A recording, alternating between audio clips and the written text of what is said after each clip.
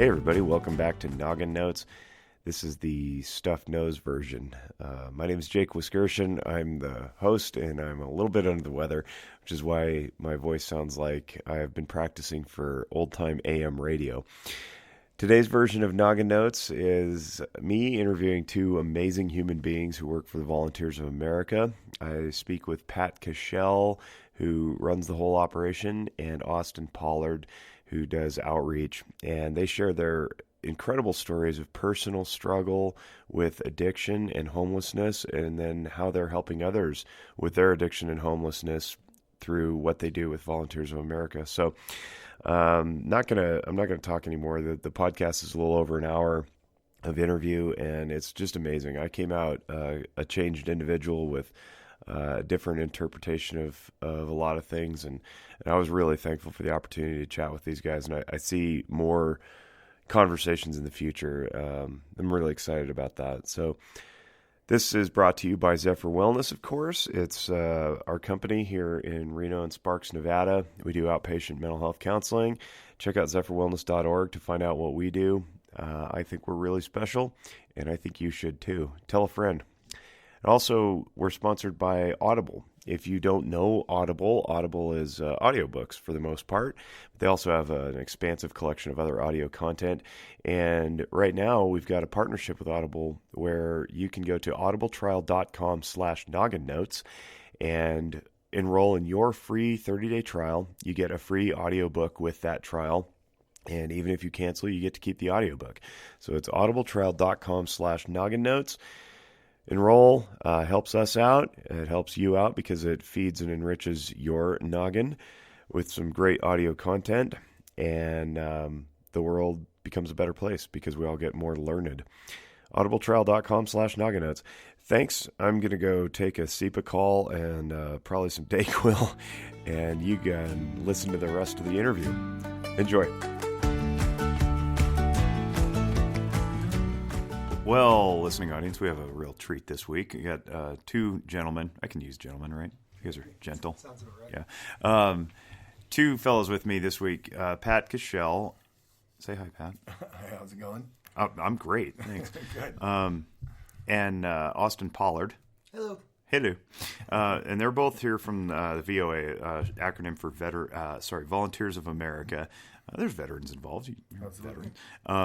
But Volunteers of America runs our local, I guess you'd just term it a homeless shelter. We don't really like some of the vernacular, but it's what people can identify with here in the Reno area. And I'm going to stop talking for a little bit because I want these two guys to explain what it is that they do and how they do it. And then we'll get into some other personal details and how they arrived at this juncture in their lives. And but we're gonna talk a little bit about homelessness as we know it. Go ahead, Pat. Introduce yourself. Yeah, Pat Cashell. I'm the regional director from Volunteers of America, and so, and it is a homeless shelter. And actually, what Volunteers of America does here in our community is we oversee the shelters, and the shelters consist of a men's shelter, which on a nightly basis we shelter 160 men. 25 of those are vets. We have a women's shelter, which is 50 individuals, 50 women. And then we have a family shelter, which is home to 109 individuals, which is made up of 27 families. And the kids there range. The other day I had a 2.5-week-old baby in my arms, all the way up to 17 years old.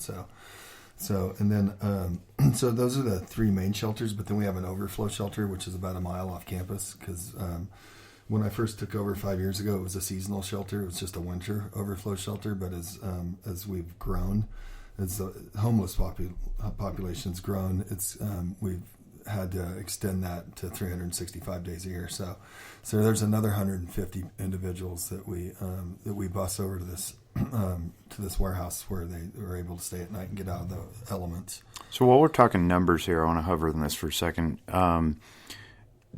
Compare for me in the Reno area, and I know this fluctuates based on season, but the number of total beds that we can house and versus the number of individuals in need. So, real quick. available beds. So let's see here. We have about, I'd say just under 400 beds available on a nightly basis. We're getting ready to do the point in time count, which we actually go out and count everybody in the community. And I believe our homeless population last year was somewhere around 1,500. But that's, you have to define, like, is that chronically homeless? I mean, if you just look at chronically homeless, then we had a rough population of about 50 individuals. So, it depends on how you define homelessness. How do we define how many definitions are there? There's quite a few. You'd have to go look at that up under HUD. So HUD defines what chronically homeless is. You're still homeless if you're couch surfing. If you're sometimes they're a homeless individual still homeless if they're living in a motel, living in the back seat of their car. It doesn't just mean you don't have a roof over your head. So and HUD, so we're defining lingo and acronyms. Housing and Urban Development. That's the federal people who make these definitions. Yeah, and so they kind of determine how much money a community gets, and so that's what the point in time count is for. That's got to be tough to track. Well, so January 31st at 4 o'clock in the morning, we get a group of volunteers, police officers, and individuals from different groups in the community. We actually go out and we actually count people. I don't know if they're doing it this year, but I know last year and the previous years they actually would fly the helicopter just to do the heat seeking, just to find, because people get pretty creative when they're building their camps. Some of the camps are in the middle of medians, in the middle of busy intersections, and you never know. Well, and I was thinking like the couch surfing people. You're not going to grab them because you don't know that they're on a couch. No, not. And so we go to the motels. We count all the motels, and so in the spreadsheet we'll break it down to where they're staying. We'll count everybody in the shelters. We count everybody in camps. We count everybody. I mean, whoever we come across, and we do a quick survey and determine if they're homeless or not. That's pretty impressive. It is, and it brings about just probably a little bit over 1.6 million. It's what we got last year from HUD to combat homelessness. I want to pause there because I want to come back to that and where the money goes and all that stuff, the programming. But Austin, introduce yourself to the world. Well, I'm Austin Pollard. I'm the outreach and security manager for the VOA, and primarily my team, we help direct people to the services they need, ensure the safety of all the clients that come through the property, and we assist all the shelters with anything that they need. I got given this opportunity by Pat. They needed some help over there, and I've been kind of directing my life into giving back through my experiences of homelessness and drug use and everything. There's a lot of people out there struggling, and sometimes it just helps with having somebody who knows kind of a little bit of experience behind it. Yeah, I really appreciate that you bring that up because oftentimes in the clinical world, we don't focus on the experiential comparisons. We, as clinicians, it doesn't help frequently. It doesn't help when we say, I've been where you are, because invariably the client fires back, no, you haven't, because you're not me. And so what we train our junior clinicians to do is go more toward the emotional experience, right? And we're validating emotions and teaching emotional functioning and psychological healing and all that stuff. But when you're talking about getting access to resources and trying to convince people to enroll, it does help because you say, I've been there, I know what it's like. You have some experiential comparison because it validates where you're coming from for the individuals you're trying to help. Talk a little bit about your experiences because you've both been homeless, you've both recovered, you both are. Because this is audio and nobody can see what you look like.